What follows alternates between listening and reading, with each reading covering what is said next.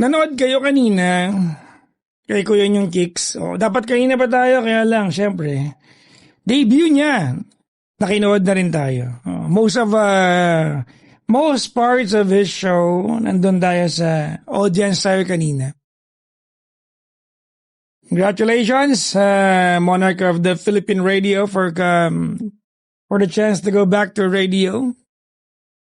Yan. Hello po sa lahat ng mga nakinig kanina at sa mga nandito ngayon. Magandang gabi po sa inyo lahat. Kamusta naman ang inyong mga buhay-buhay? Ano ang inyong pinagkakabalaan maghapon? Wow. Ako, tanungin niyo ako ano pinagkakabalaan ko maghapon. Nag-jumping rope, yan. Yan ang bago ko kinakaadikan ngayon. Hindi ko alam kung bakit, no? 75 ang pinakamaraming bilang ko. Alam ko konti pa yan. Sa mga bihasa mag-jumping rope, 75 yung pinakamaraming tuloy-tuloy. Wala, yun lang. Kanina parang 52 lang yata. Ano? Yung pinost ko kanina, mga nasa 48 lang yata yun. No? Hello po sa lahat mo ng mga bagong diversion sa buhay. Parang ako, jumping rope. Oo. Nakigamit lang ako sa gym. Bibili nga ako eh. Diba? Yung jumping rope na ano. Yung tawag nito barbed wire, parang hindi ako pwede magkamali.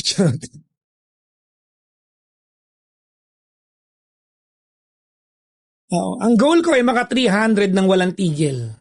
Oo. Tapos pagkatapos kong mag 300, siguro i-stretcher nyo na ako. Magandang evening po sa inyo lahat mga kaibigan. Bagong ligo ako pero parang pawis ako ngayon. Nagkakape kasi ako ng mainit kaya medyo mainit yung pangangatawan ko. Anyways mga kaibigan, magandang gabi po sa lahat. Magandang umaga sa lahat mga kaibigan. We are going to be short and quick mga kaibigan sa ating programa ngayong gabing ito. Sana naman ay payapa at maayos kayo. I hope you guys have a wonderful time. Kapilang ang inyong papa. Mapayapa ba ang inyong maghapon? Nanood ba kayo nakaganapan sa bansa natin mga kaibigan? No? Ako naumay ako eh. No? Parang napapagod na ako. No? Parang minsan gusto ko na lang maging cactus para wala kang anong pakialam. Di ba? Parang nag-aaway sila tapos may lindol pa sa di ba? Ilang panig ng Pilipinas, no? Check ko kanina mga kaibigan na may malaking fault line yata malapit din. Pero hindi ko na check kung yun ba yung reason o yun ba yung dahilan. Pero ang lala, no? Nga pala kasi kanina mga kaibigan, when I saw yung gumuhong building, kung makikita nyo, di ba, Jollibee yung ilalim? You saw that, di ba? Jollibee yung ilalim. Yung taas po, I love Radio Jensen. Yung taas. No? Yung taas po. Oo. So, nag-PM po ako sa dati ko mga kasamahan sa MBC at nangumusta po ako, no? Kung may naipit po na tao doon, o kaya may and hope, thankfully mga kaibigan, nakalabas naman po. Pero parang may ilang casualty. May ilang casualties po na itala, no? So nakakalungkot mga kaibigan. Yung tower doon, no? I think nakapunta na ako doon, nandoon pa ako sa MBC. Yung kung makikita niyo mga kaibigan, may mga video na kumalat. If you see parang antena mahaba, yung tower ng istasyon eh. Orange, white, orange, white, orange, white. Yung isang tapos may mga tali, yun. So ang lakas ng lindol na yun, that's 7 mahigit, no? Magnitude 7. Because I remember nung July 16, 1990, yung lindol, parang 7 din yun eh. Diba? So, ayan, no? Ang kinalulungkot ko kanina, pagtingin mo sa feed ng ating mga SOCMEDs, mas maraming balita tungkol sa mga nag-aaway na niluklok natin. Kumpara doon sa naganap na lindol. Mostly ang mga nakikita natin na mga videos from the epicenter ay galing sa mga nag-upload sa lugar kung saan nangyari, no? Anyways, mga kaibigan, hindi ko alam kung isang magandang bagay pero sanay naman tayo. Diba? Pero hindi magandang bagay, no? It's the worst form of, it's one of the worst form of acceptance, no? yung masanay tayo na, ganyan talaga ang politika eh. Narinig nyo na ba yan, di ba? Yung, ganyan talaga ang politika eh. Yan, di ba? Yan nakakalokong part na yan, no, mga kaibigan. Anyways, magiging maiksi lang ito mga pipis. Ando yung pipis. Mga petty people, bakit?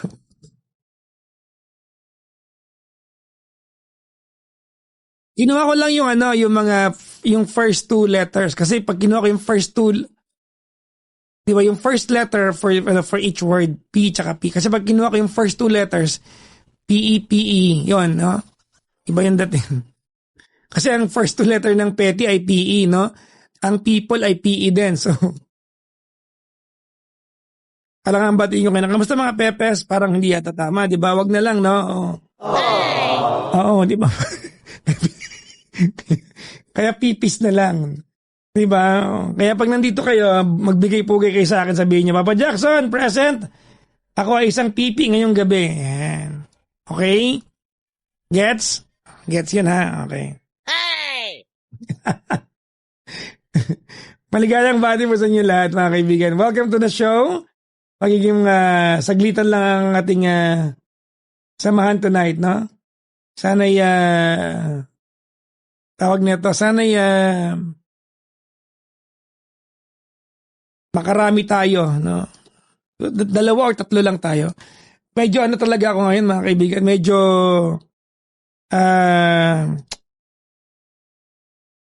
pagod na. Oo. Masakit ulo ko, hindi ko alam kung bakit, no? Kanina masakit ulo ko. Kaya rin ako nag-gym, kaya rin ako lumabas kanina kasi gusto ko na rin maarawan. No? Gusto ko magpunta sa araw eh. Para makalayo man lang sa Earth. Ang gulo dito sa Pilipinas. Hindi ko na rin naiintindihan. At syempre, maraming salamat sa tulakangin, mga kaibigan. Ang basa po nito ay tolak angin. No? Ako lang po nagpapausong tulakangin. Hindi pa naman tayo ganap na ambassador nila. Niyaya lang tayo pumunta ng factory. So, yung factory sa Indonesia, kami ni Gandang Kara. Oo nga. Kakainom natin yung Vitamilk na lang yung inaantay ko eh. Di ba? Oo. Yung Vitamilk, gabi-gabi ko kayo iniinom sa live. Kasi ba gusto nyo mag-display dito ng product nyo sa programa natin, ha? Ang sarap sa lalamunan nito, guys, minty. Hindi to magic sarap, ha? Kayong mga kayo talaga, ha?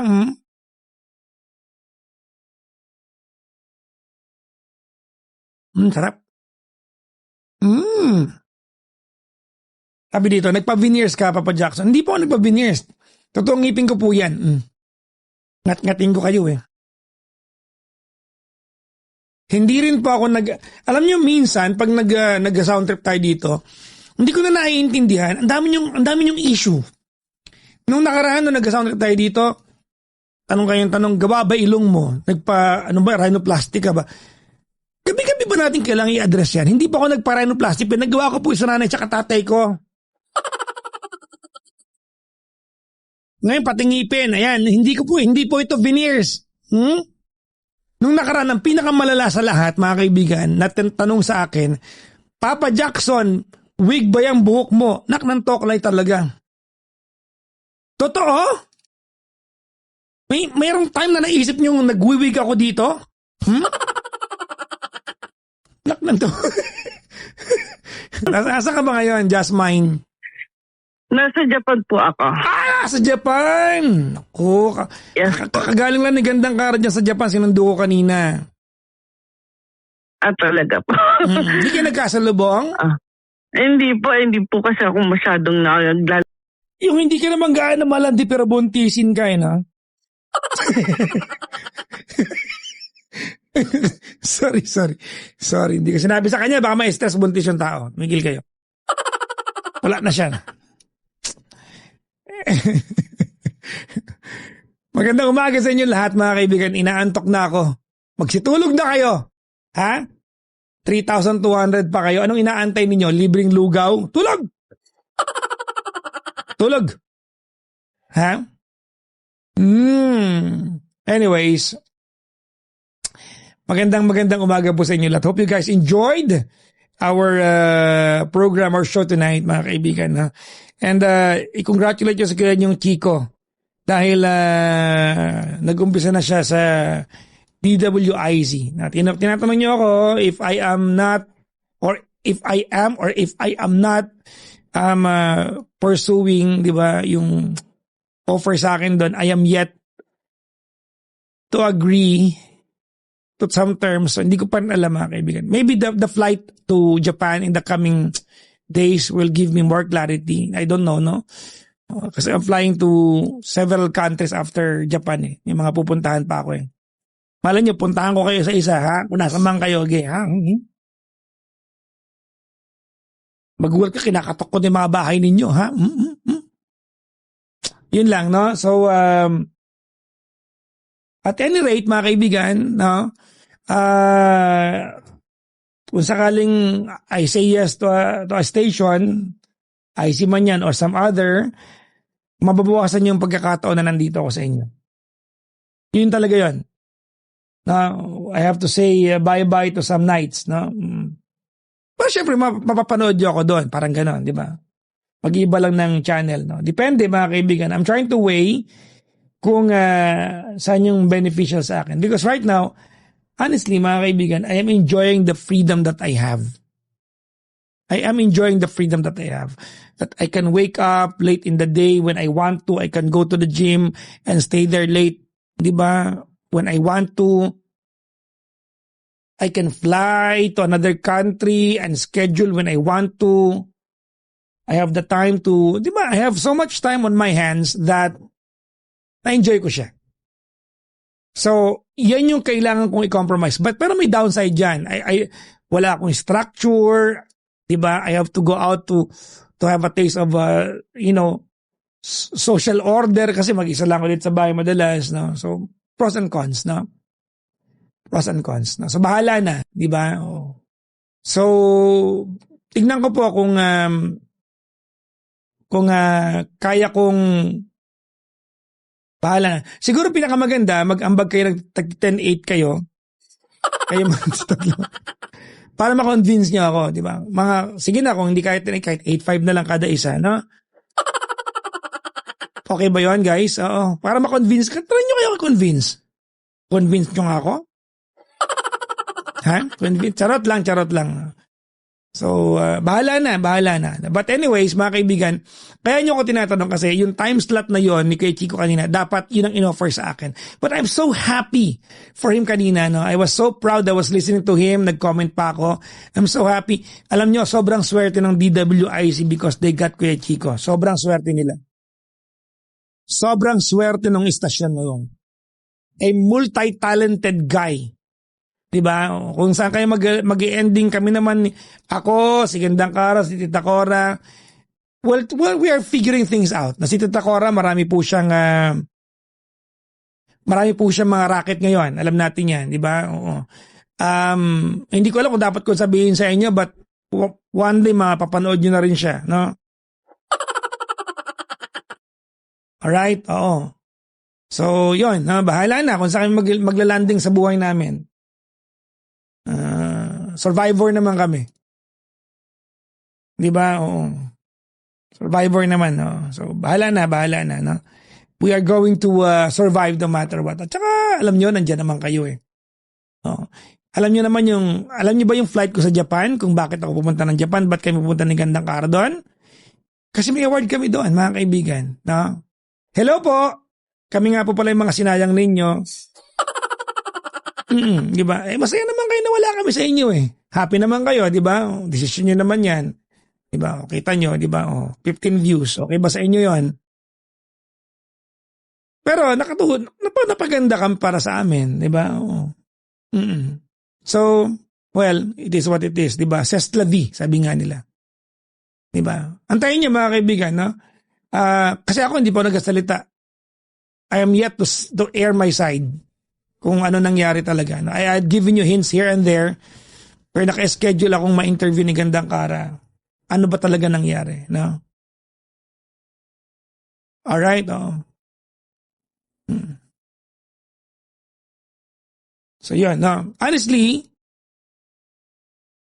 nag-taping na kami ni Gandang Kara, hindi ko pina-upload sa kanya. Ulitin natin, sabi ko. Parang hindi ko nabigyan ng hustisya yung kwento ko dun sa naging taping namin. So there you go. Alright?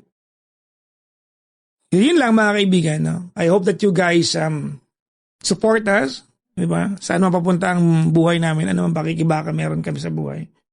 And I know that you have been supporting me for a long time now. No? For a long time now. I'm so grateful for that. I'm so grateful for that. You're giving me the ability to look after the people I love and the people around me. No? So maraming salamat. No? So yun, pahingin tag 8-5.